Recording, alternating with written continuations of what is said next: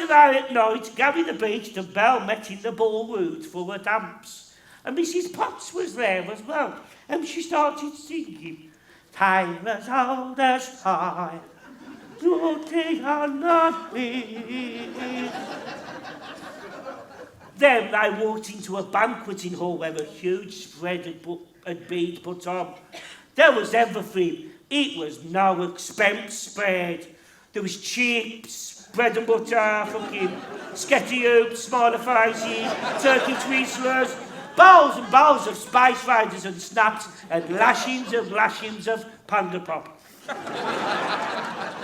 Belle could not believe the effort Gary the Beast had made all his Joey's go to impress her.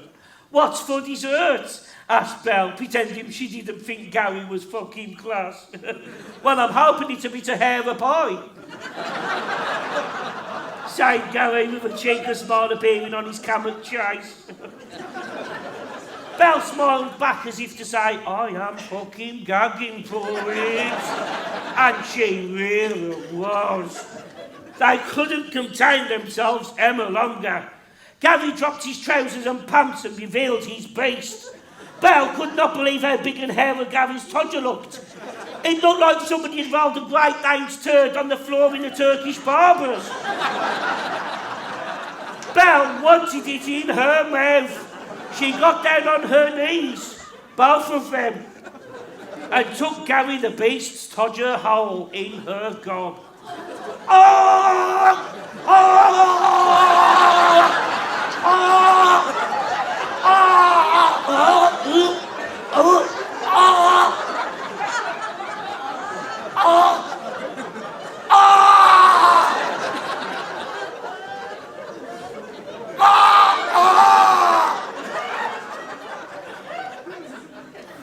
Sighed Belle. What Gary meant that she was loving it and definitely consenting.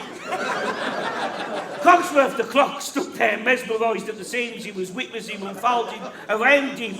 He felt a twinge in his pants, but he was desperately trying to resist the urge to join in, and Mrs. Potts piped up, trying to hide her enthusiasm at the fuckfest she was witnessing.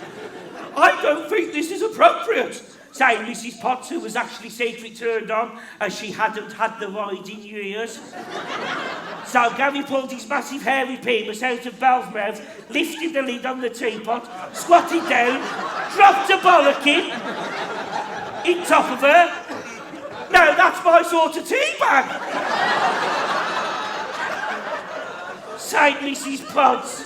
"Yeah, you like that, don't you? You fucking like that, don't you? Oh yeah, said Gary to the 60-year-old teapot whose eyes was rolling all over the shop in pure ecstasy. Oh yeah, fuck that pussy, said Mrs. Potts as steam bellowed out of the top of her spout. What steamed up a mirror, what was boning the life out of an armchair. Gary suddenly turned back to Belle, who he had felt he had briefly neglected. He picked her up, put her legs over his shoulders as if he was going to powerbomb her. But he wasn't going to powerbomb her. He started licking the life out of her. Sorry, Motty.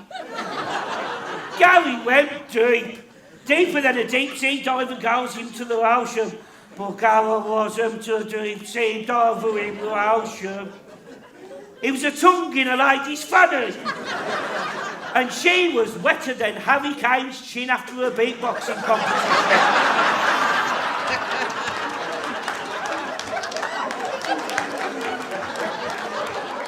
You get your money's worth with that line of fucking loan, I'm telling you. Oh no, for Gary, what's that taste? Close me, she's on the blob!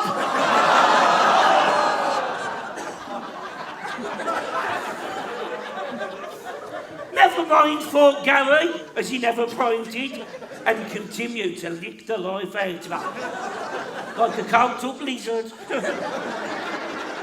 Cogsworth the clock was still desperately trying to restrain himself, but he couldn't tell no longer. Suddenly, like a clock possessed, he ran over to Mrs. Potts, dropped his pants and shouted, "More tea, Vicar!" and slipped his dick down her spout. It was tighter than anything he had ever felt in his life.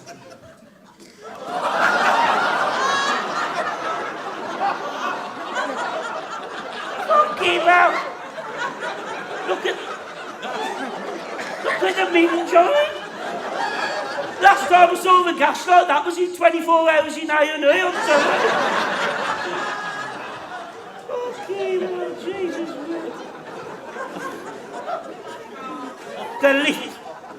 The little hands on his clock face spun round dead fast because he was excited, and after just 5 seconds, he had shooted it his bolt. I don't think anyone will be drinking tea out of her for a while. I'll say Mrs. Potts, who burped, causing a little bit of heavy spunk to shoot out the top of her. They was all going at it big time. Everybody was absolutely fucking loving it. Except for Lumiere, who was standing there looking more left out. Aww. Standing there looking more left out. Aww. He had tried to stick his kangaroo up Cogsworth's arse. Cogsworth was having none of it, the fucking square. So Gary said, "Get involved," and with that he picked up Lumiere and shoved him up his own sheriff's rusty batter place.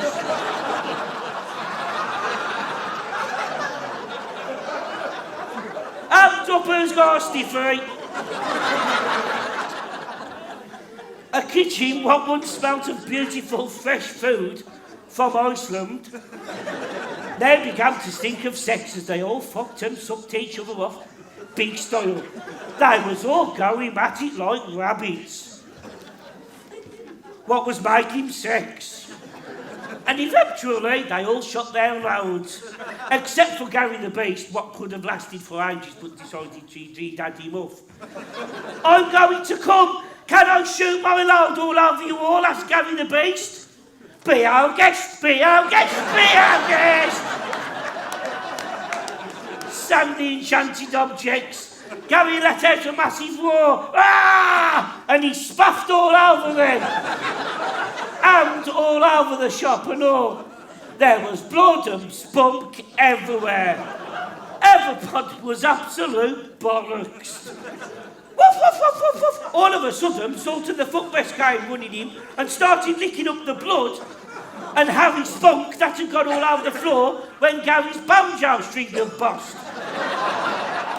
"You dirty poof," said Mrs. Potts. "Don't be homophobic, you old bastard! You're fired!" said Gary. And she was. And they all lived happily ever after.